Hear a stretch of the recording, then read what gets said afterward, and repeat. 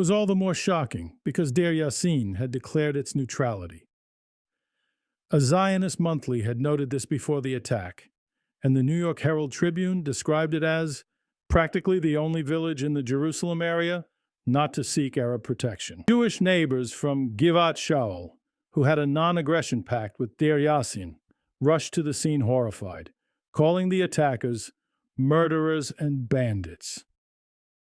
Retaliation for Deir Yassin came a few days later when units of the Army of the Holy War, together with local volunteers, ambushed a convoy carrying medical and military supplies.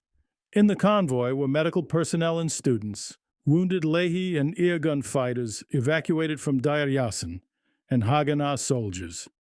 They were going to resupply the Hadassah Hospital and the Haganah base at the hospital. A few hours into the attack, a British officer and 2 Haganah men met with one of the Arab leaders of the ambush, Adil Latif, to negotiate an end to the attack.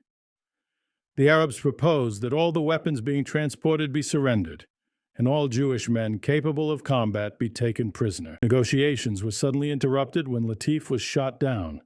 The British had no idea where the bullet came from. Latif's death under a white flag enraged the Palestinians.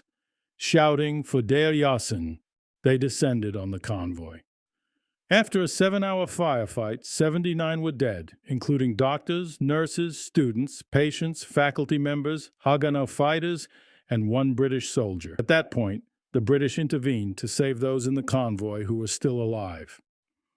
In Haifa, on April 21st, the orders of the Carmeli Brigade's 22nd Battalion were to kill every Arab encountered. Thousands of Palestinian families abandoned everything, fleeing to the port in a panic under heavy mortar fire.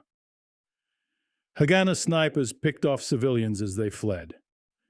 They piled onto overcrowded boats, many of which capsized, drowning dozens. An estimated 300 were killed in 48 hours.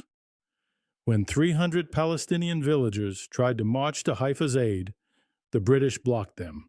700 troops of Jordan's Arab Legion were stationed in Haifa, brought in at Britain's request to cover its withdrawal.